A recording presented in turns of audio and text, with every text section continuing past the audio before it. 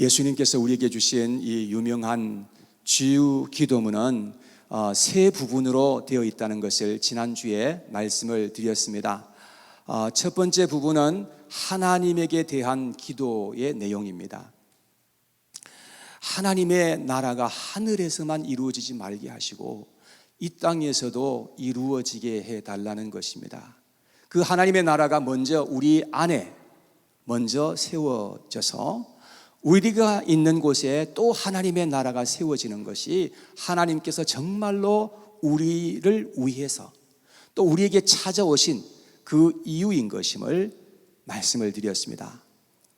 두 번째는 우리의 필요를 위해서 기도하는 그런 기도입니다. 세 번째는 나와 내 이웃과의 관계에 있어서 우리가 기도해야 하는 그런 내용이 있다는 것을 주님께서 가르쳐 주셨습니다. 지난주에 첫 번째 부분을 말씀드렸으니까 오늘은 두 번째 부분 위에서 같이 한번 말씀을 나누도록 하겠습니다.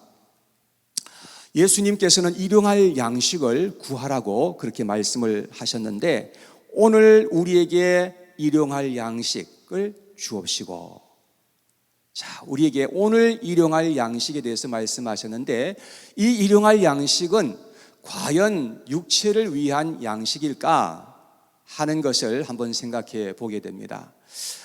그런데 제가 생각할 때 이 예수님께서 일용할 양식에 대해서 말씀하실 때 육신적인 양식이 아닌 것 같아요. 그 이유는 뭐냐 하면 6장을 계속해서 읽다가 보면 후반부에 가면 예수님께서 오늘 이 주기도문에 나오는 이 말씀과 상충되는 그러한 말씀을 하신 적이 있으셨거든요. 거기 한번 보겠습니다. 30절과 31절, 32절인데 30절 말씀에 보면 예수님께서 이렇게 말씀을 하십니다. 오늘 있다가 내일 아궁이에 던져지는 들풀도 하나님이 이렇게 입히시거든 하물며 너희 일까 보냐 믿음이 작은 자들아. 그러므로 염려하여 이르기를 무엇을 먹을까 무엇을 마실까 무엇을 입을까 하지 말라. 이는 다 이방인들이 구하는 것이라 너희 하늘 아버지께서 이 모든 것이 너희에게 있어야 할 줄을 아시느니라. 자, 그래서 예수님께서는 이 먹을 것을 위해서 구하지 말라고 그렇게 말씀합니다. 그 이유는 뭐냐 하면 우리 하늘 아버지께서 자기 자녀들이 먹고 마시고 입어야 할 게 뭔지 다 아신다는 거예요. 주님께서 그런 말씀을 하신 걸 보면 같은 장에서 주님께서 충돌되는 이런 말씀을 하셨을 리는 없고, 그래서 이 말씀을 어떻게 해석해야 하는가 하는 것을 우리가 생각해 보게 됩니다. 저는 육신적인 양식이 필요할 때는 우리가 마땅히 하나님께 구해야 된다고 저는 생각하는 사람입니다. 여러분, 그러나 예수님께서 오늘 이 말씀하신 것에서 오늘 일용할 양식을 달라고 하시는 이 기도는 영의 양식을 구하는 그런 기도이라고 저는 생각을 하는 것이죠. 왜냐하면 우리는 다 하나님 앞에 지음받을 때에 하나님의 형상대로 지음을 받았기 때문입니다. 그 말을 다르게 말한다면 우리는 영적인 존재라는 그런 말씀이죠. 여러분, 개나 고양이는 육신적인 양식만 충분하게 주면 그냥 됩니다. 그런데 우리는 그렇지가 않아요. 우리에게는 영적인 양식이 꼭 있어야만 살 수 있는, 그래서 영의 사람이고 육의 사람, 우리가 그 사이에 같이 끼어 있는 거예요. 그래서 우리에게 영적인 양식이 필요한 것인데 그 영적인 양식이 뭐냐? 그것은 하나님의 말씀, 곧 성경이라는 것입니다. 그래서 오늘은 우리의 영혼의 양식인 하나님의 말씀에 대해서 여러분들과 말씀을 나누면서 같이 은혜 받는 시간 되었으면 하는 것입니다. 첫째, 하나님의 말씀이 얼마나 소중하고 귀한 것임을 우리는 깨달아야 할 필요가 있습니다. 하나님의 말씀은 우리의 영혼의 양식이며 에너지입니다. 그래서 우리의 영혼이 살려면 무조건 우리는 하나님의 말씀을 잘 먹어야만 합니다. 여기에 있는 우리들은 이미 육신적인 양식은 차고 넘칩니다. 배가 불러서 못 먹는 거지 돈이 없어서 못 먹는, 음식을 못 먹는 그러한 사람은 어쩌면 한 사람도 없을 것이라 저는 생각합니다. 혹시 그런 분이 교회에 있으시다면 우리 교회에서 적극적으로 도와드려야 되는 것입니다. 우리에게는 하나님께서 이미 기름지고 풍족한 양식을 차고 넘치도록 그렇게 우리에게 허락해 주신 것입니다. 그렇다면 우리가 정말로 간절하게 매일같이 하나님 앞에 기도해야 되는 제목은 영적인 양식을 구하는 일인 것입니다. 예수님께서 마태복음 4장 4절에 말씀하시기를 사람이 떡으로만 살 것이 아니요 하나님의 입으로 나오는 모든 말씀으로 살 것이라고 우리에게 분명하게 그렇게 말씀해 주셨습니다. 육신의 양식도 우리는 육체가 있기 때문에 중요합니다. 그러나 그것보다 훨씬 더 중요한 것은 영혼의 양식이라고 하는 것입니다. 그러면 왜 하나님의 말씀이 그렇게 중요한 것일까요? 그 이유가 있습니다. 여러분, 성경은 하나님의 입으로부터 나온 모든 말씀을 함께 모두어 놓아서 기록해 놓은 말씀이에요. 이 성경은 사람이 기록하긴 했지만 성령의 감동을 받은 사람들이 이것을 기록한 것이라고 그렇게 말씀을 하고 있습니다. 그 말씀은 어제나 오늘이나 영원토록 동일한 그런 말씀이기 때문에 어제도 그 말씀이 필요했고 지금 오늘을 사는 저와 여러분들에게도 동일하게 이 말씀이 똑같이 필요하다는 것입니다. 또 하나님의 말씀은 하나님의 인격입니다. 말씀이 곧 하나님의 인격이에요. 그리고 말씀은 하나님의 지혜이며 정신입니다. 하나님의 말씀은 구원의 능력입니다. 무엇보다도 하나님의 말씀은 예수 그리스도 자신입니다. 요한복음 1장 14절에 예수님에 대해서 이렇게 말씀합니다. 말씀이 육신이 되어 우리 가운데 거하심에 우리가 그의 영광을 보니 아버지의 독생자의 영광이요 은혜와 진리가 충만하더라. 여러분, 말씀이 우리와 똑같은 육체를 입고 이 세상에 와서 사셨던 분이 계신데 그분이 바로 예수 그리스도이시라는 사실을 성경은 이렇게 말씀하고 있지 않습니까? 요한계시록 19장 13절에도 이렇게 되어 있습니다. 또 그가, 여기에 그는 예수님입니다. 예. 죽음에서 부활하신 그 예수님을 가리키는 겁니다. 또 그가 피 뿌린 옷을 입었는데 그 이름은 하나님의 말씀이라 칭하더라. 그래서 예수님은 세상에 계실 때에 이런 말씀을 하신 적이 있었어요. 나는 생명의 떡이라고 말씀하십니다. 그래서 나를 먹어야만 살 수 있다고 예수님께서 그렇게 말씀을 하셨습니다. 그래서 우리가 예수님을 믿음으로 먹고 영접할 수 있어야 된다고 성경은 그렇게 말씀하고 있습니다. 우리는 하나님의 말씀이 얼마나 중요한지를 정말로 깨달아 알아야 합니다. 욥기서 23장 12절에 보면 욥은 이렇게 말했습니다. 내가 그의 입술의 명령을 어기지 아니하고, 입술의 명령은 하나님의 말씀이죠. 그 말씀을 어기지 아니하고 정한 음식보다 그의 입의 말씀을 귀히 여겼도다. 여러분, 욥은 일정하게 먹는 육신의 그 양식보다도 그 하나님의 말씀, 그 영혼의 양식을 더 중요하게 생각했던 사람입니다. 바빠서 식사 한 끼는 거를 수 있어도 하나님의 말씀은 절대로 거르지 않을 수 있었던 것입니다. 다윗은 시편 119편 72절에 이렇게 말했습니다. 주의 입의 법은 하나님의 말씀이지요. 그 말씀이 내게는 천천금은보다 좋으니이다. 여러분, 하나님의 말씀이 얼마나 좋은지, 그게 세상에 가장 좋다고 하는 천천금은보다도 자기에게는 더 좋다는 겁니다. 하나님의 말씀이 그렇게 좋다면 얼마나 소중하게 여겼을까 하는 것을 알게 되는 것이지요. 조지 뮬러는 기도의 사람이었습니다. 그는 말하기를 성경 말씀이 인간 삶의 표준이요 근거다 라고 했습니다. 하나님의 말씀이 얼마나 소중한 것인지 그는 알았습니다. 그래서 그는 늘 하나님의 말씀을 읽으면서 그 말씀을 묵상하고 기도했던 그런 사람이었는데 참으로 기도의 응답을 많이 받았던 그러한 인물이었습니다. 그래서 그는 이렇게 하나님의 말씀을 소중하게 여기면서 살았던 겁니다. 사랑하는 여러분, 이 세상에서 하나님 말씀보다 더 소중한 게 없는 줄로 믿으시기를 바랍니다. 만일 누구에게 하나님 말씀보다 더 소중한 것이 있다라고 그렇게 생각하는 사람이 있다고 한다면 적어도 그분에게는 그것이 무엇이든지 간에 우상으로 작용할 것이 틀림이 없습니다. 그런데 너무나 많은 사람들은 성경을 열심히 읽지 않는 것을 보게 됩니다. 읽어도 그저 형식적으로 읽고 가끔씩 읽고 너무 성의 없이 그냥 대충대충 읽어버리는 그런 경우가 얼마나 많이 있는지 모릅니다. 만일 우리가 성경을 그렇게 취급한다고 한다면 우리는 성경을 통해서 우리의 영혼이 절대로 살아날 수 없다는 것을 알아야 합니다.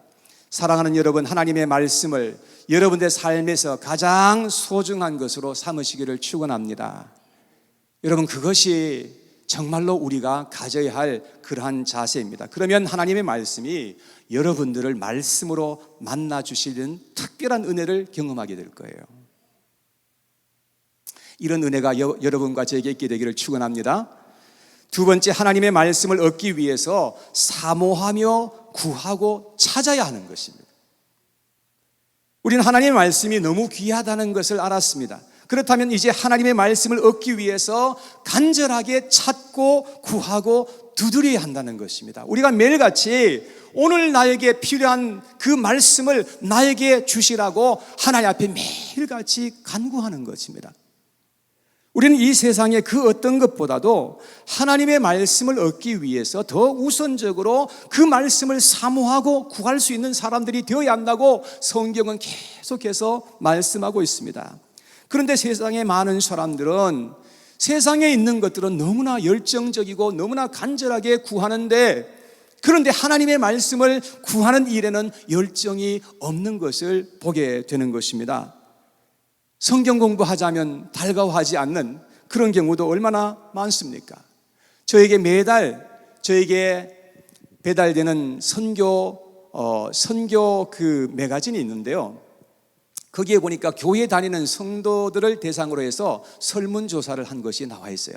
거기에 보니까 교회 다니시는 분들 중에서 32%만이 성경을 매일 읽는다, 이렇게 답을 한 것입니다.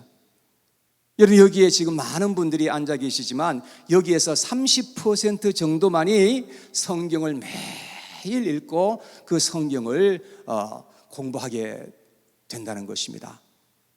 여러분, 많은 사람들은 그저 생각나면 성경을 읽고 심심할 때 시간이 남아 돌면 성경 한번 펼쳐보고, 어떤 사람들은 수면제 대용으로 성경을 읽는 사람들도 있다고 그러더라고요. 너무도 신기하게 그렇게 잠이 안 오는데 성경을 펼쳐가지고 읽다가 한 5분만 되면 신기하게 잠이 온답니다. 수면제도 그런 특급 수면제가 없습니다. 성경이 그저 신문지보다 못한 취급을 받고 있는 것이지요. 우리는 매일같이 음식을 먹습니다. 오늘도 아마 여기 오시기 전에 음식을 드시고 오셨을 거예요. 그런데 한 끼라도 굶으면 아주 힘이 듭니다.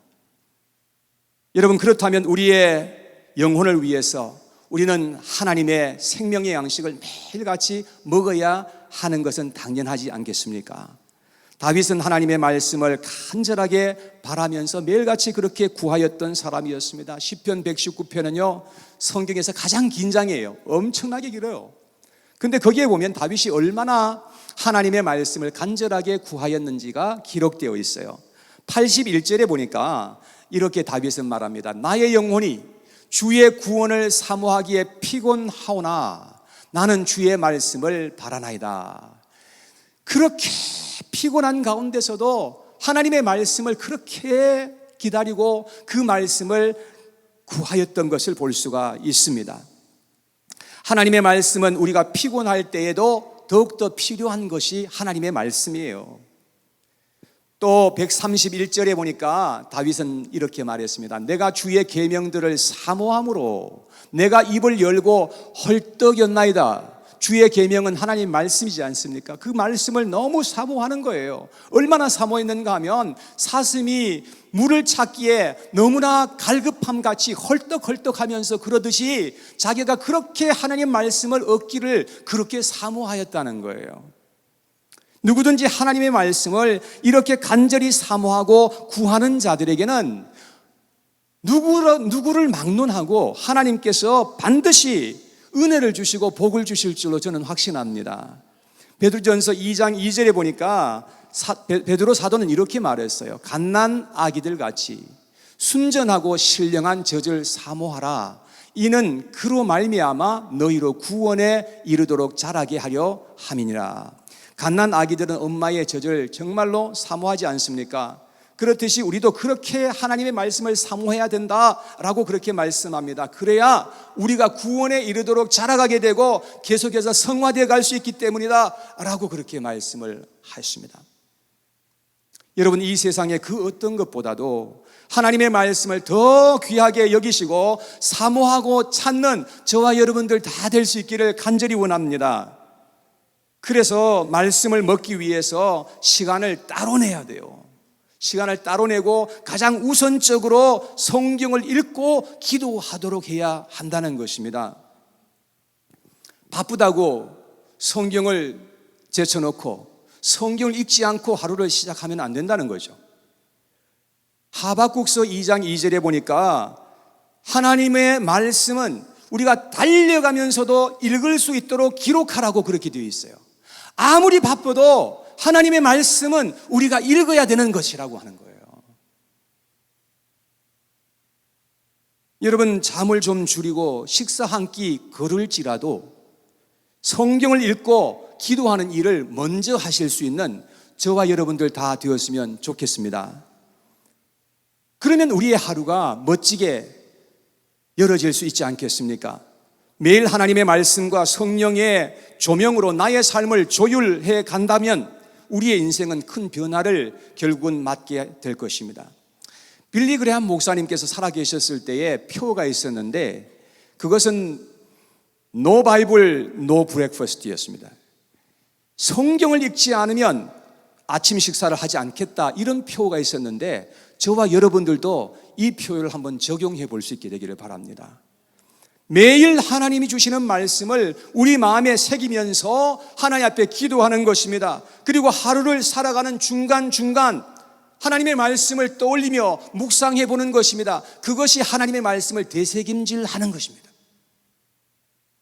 그럴 때 하나님의 말씀이 우리의 삶에, 우리의 영혼에 피가 되고 살이 되어서 우리에게 힘을 주는 것입니다. 하나님의 말씀으로 여러분들의 양식을 삼으시고 매일 성경 말씀으로 풍성한 영적인 삶을 영위해 갈 수 있는 저와 여러분들 모두가 될 수 있기를 주님의 이름으로 축복합니다. 마지막 세 번째, 하나님의 말씀대로 살고자 우리는 하나님 앞에 구하고 노력해야 합니다. 우리가 성경을 읽고 듣고 연구하는 가장 큰 목적은 성경에서 하나님의 거룩하신 뜻을 아는 것이고, 그 뜻을 알았으면 그 뜻에 순종하는 것이 가장 큰 목적이 되어야 하는 겁니다. 아무리 성경을 많이 알아도 그 말씀을 실천하지 않고 순종하지 않는다면 그건 나와 아무런 상관이 없는 것이 됩니다. 순종이 없이 성경만 공부하게 되면 자칫 성경 공부하는 그 자체가 우리에게 더 큰 어려움이 되고 더 큰 저주가 될 수 있다는 것을 알아야 됩니다. 다윗이 하나님의 말씀을 그렇게 사모하여서 구하였던 이유는 그 말씀을 지키기 위해서, 그것이 목적이었습니다. 시편 119편 11절에 다윗은 이렇게 말했습니다. 내가 주께 범죄하지 아니하려 하여 주의 말씀을 내 마음에 두었나이다. 여러분, 다윗은 하나님의 말씀을 기억하여서 어떻게 하든지 그 말씀을 마음에 새겨 두었다가 그 말씀대로 지키면서 살고자 그렇게 애쓰고 노력했던 사람이었습니다. 그리고 시편 106절에 보니까 다윗은 이렇게 말했습니다. 주의 의로운 규례들을 지키기로 맹세하고 굳게 정하였나이다. 하나님의 말씀에 순종하고자 맹세한 거예요. 맹세한 거예요.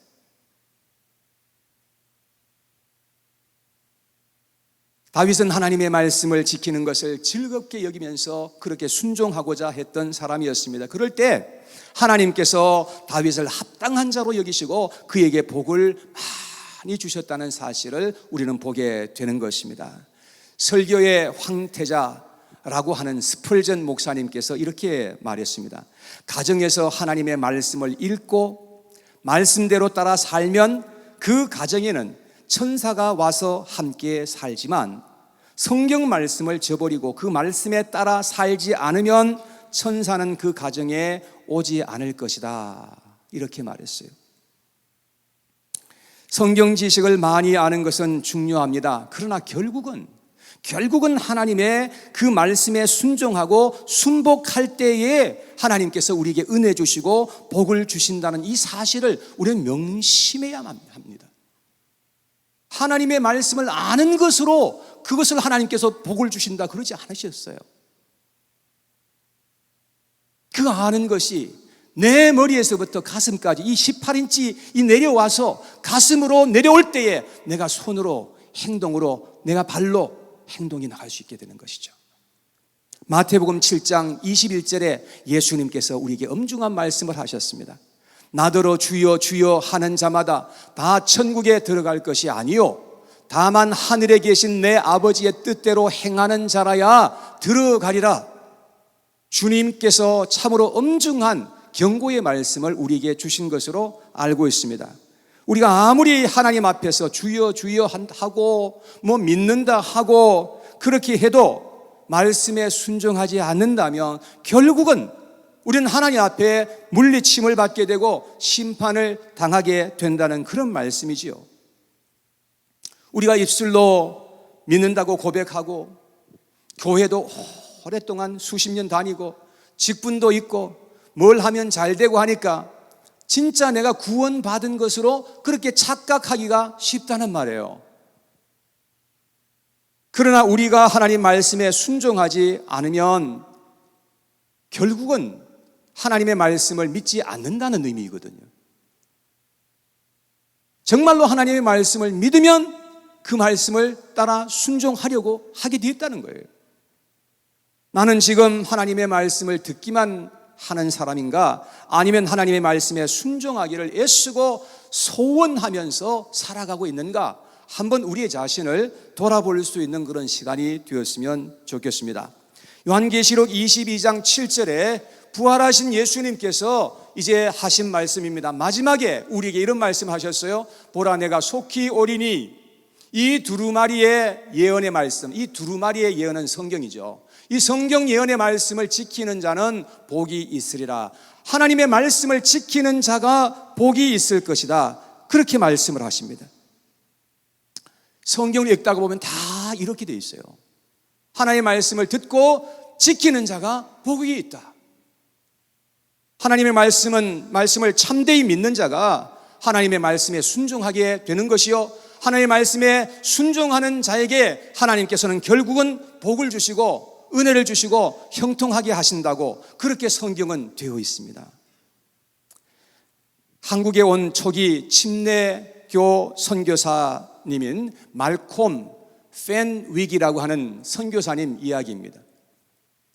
이 선교사님께서 하루는 카나다에서 사경회를 참석을 했다가 거기에서 한국의 선교사로 가서 복음을 전하라 하는 그런 부르심을 받게 되었습니다.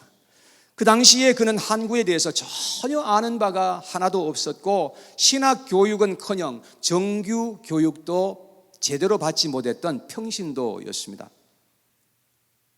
그는 자격이 없음을 핑계로 계속해서 하나님께 변명하는 겁니다. 못 간다고. 그래도 하나님께서는 계속해서 그의 마음을 감동하시고 가라고 그렇게 말씀을 하시는데 사막에서 애타게 물을 찾으며 죽어가는 사람에게는 물을 줘야 한다. 유리잔이 없다면 찌그러진 양철통에라도 담아주면 그는 생명을 보존할 것이다. 그에게 중요한 것은 물이다. 하나님께서 이런 감동을 계속 주시는 거예요. 그래서 그 말씀을 들은 그는 생각하기를 자기가 적어도 찌그러진 양철통은 될 수 있겠다. 그렇게 생각을 하고 1889년 26세의 젊은 나이로 한국에 들어갑니다.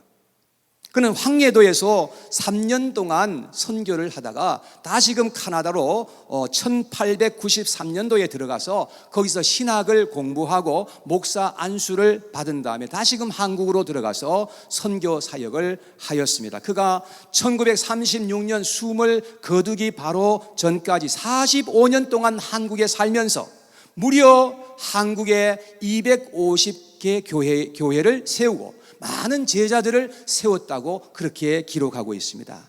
하나님은 자격이 있든 없든, 학식이 있든 없든, 경험이 있든 없든 순종하는 자를 통해서 하나님께서는 일하시고 열매 맺게 하시는 줄 믿으시기를 바랍니다. 그래서 우리가 하나님의 말씀에 순종할 때에 하나님이 열매를 맺게 하시는 것이고, 순종하지 아니하면 아무런 열매를 맺을 수가 없는 것입니다. 그래서 예수님은 하나님의 말씀을 많이 알면서 말씀을 따라서 순종하지 아니하였던 바리새인들을 향해서 아주 엄중한 경고를 하셨어요. 마태복음 21장 43절에 예수님께서 그들을 향해서 말씀하시기를 하나님의 나라를 너희는 빼앗기고 그 나라에 열매 맺는 백성이 받으리라. 주님께서 그런 말씀을 하셨습니다. 우리가 아무리 열심히 일하고 수고를 한다 해도 하나님의 말씀에 순종하지 아니한다면 결코 좋은 열매를 맺을 수는 없을 것입니다. 그래서 우리는 하나님의 말씀을 받는 최고의 목적이 하나님의 말씀을 지키고 행하는 데 있다는 것을 여러분 꼭 기억해야 할 것입니다. 여기서 아무리 말씀을 들어도 그대로 행치 않는다면 아무 유익이 없는 것이요, 오히려 우리에게 화가 있을 것입니다. 복 있는 자는 하나님의 말씀을 듣고 잊어버리는 자가 아니요, 하나님의 말씀을 우리의 마음에 아로새기고 기억했다가 그 말씀대로 행하는 자이라고 성경은 말씀하고 있습니다. 우리의 영혼은 무엇보다도 하나님의 말씀으로 채워져야 합니다. 그런데 이 세상에 있는 온갖 잡다한 것으로 우리의 영혼이 자꾸 채워지잖아요. 그런 우리의 영혼이 힘을 잃게 되어 있고 분별력을 잃게 되어 있는 것입니다. 그래서 골로새서 3장 6절에 우리에게 말씀하시기를 그리스도의 말씀이 너희 속에 풍성히 거하게 하라 라고 말씀하십니다. 하나님의 말씀이 우리의 영혼에 풍성하게 거하면 거할수록 우리는 더욱더 충만하게 살 수 있는 것이고, 그래서 우리가 하나님의 은혜 속에서 하나님의 말씀을 따라 순종할 수 있게 된다는 것입니다. 우리는 결코 하나님의 말씀을 무시하고 소홀히 하고 멸시하지 않도록 해야 합니다. 우리가 하나님의 말씀을 멸시한다면 하나님께서도 우리를 멸시할 것이라고 성경은 그렇게 되어 있습니다. 아모스서 8장 11절에 보면 하나님께서 이제 장차 이 세상에 기근을 보낼 터인데 그 기근은 하나님의 말씀을 듣지 못하는 기갈이라고 말씀하고 있습니다. 여러분, 지금 우리가 사는 이 세상은 말씀을 들을 기회가 얼마든지 많습니다. 핸드폰 가지고 몇 번 탔지만 하면 설교 그냥 쫙 나옵니다. 온갖 좋은 설교 다 드릴 수 있습니다. 그러나 여러분, 그런 가운데서 여러분들의 생명의 양식으로 여러분들이 받을 수 있는 그런 말씀이 과연 얼마나 될까요? 여러분들의 영혼의 양식을 정말로 얻는 일에 결코 그것은 쉽지 않을 것이라고 하는 것을 여러분 경험적으로도 아실 겁니다. 이것은 마치 홍수가 나면 물은 엄청나게 많은데 마실 물을 찾기가 힘든 그런 이치와도 같은 것입니다. 사랑하는 여러분, 우리는 그래서 매일같이 하나님 앞에서 겸손하게 간절한 마음으로 그날 필요한 영적인 양식을 하나님 앞에 간절하게 구하면서 우리가 나아가야 된다는 것입니다. 하나님의 말씀으로 우리의 영혼은 힘을 얻고 지혜를 얻고 믿음을 얻어야만 합니다. 그래야 우리가 세상을 이기고 죄악을 이길 수 있는 그런 은혜를 얻을 수가 있는 것입니다. 사랑하는 여러분, 하나님의 말씀 안에서 승리하는 저와 우리 모든 성도님들이 다 되시기를 주님의 이름으로 축원합니다. 오직 하나님께서 우리에게 이 생명의 말씀을 주신 것입니다. 이 생명 말씀 속에서 성령께서 강력하게 역사하실 수 있는 것입니다. 말씀 없는 곳에 성령의 역사는 위험하기까지 합니다. 우리는 하나님의 이 놀라운 말씀을 하나님께서 우리의 손에 들려주신 것은 폼 잡으라고 주신 것이 아닙니다. 내가 이것을 느끼고 교회에 가면 그것이 폼나는 것입니까? 아닙니다. 이 하나님의 말씀을 생명 걸고 이 말씀을 우리가 읽고 듣고 이 말씀을 묵상해서 하나님의 말씀 안에서 우리가 삶으로 말미암아서 하나님의 영광이 드러나는 그런 놀라운 은혜를 하나님께서 우리에게 허락해 주신 것입니다. 그러나 하나님의 말씀이 있어도 이 성경을 펼치지 않고 이 성경 말씀을 들으려고 하지 않고 이 성경 말씀으로 내 영혼의 양식을 삼지 않으려고 한다면 이 말씀은 나와 상관이 없는 말씀이 될 것이요 결국은 이 말씀에 의해서 내가 세상 마지막 때에 심판당하게 될 그러한 말씀이 성경에 기록되어 있습니다. 여러분 무섭지 않습니까? 우리는 이 세상에 살아갈 때에 내 생각, 내 판단, 내 주장대로 내 생각을 따라서 그렇게 살아가는 것이 아니라 우리는 오직 하나님의 말씀만이 완전한 기준인 것임을 기억하시고 어떠한 상황 속에서도 내 생각대로 하려고 하지 마시고 하나님의 말씀을 따라서 살아감으로 말미암아서 정말로 영적으로 승리할 수 있는 저와 여러분 모두가 되시기를 주님의 이름으로 축복합니다.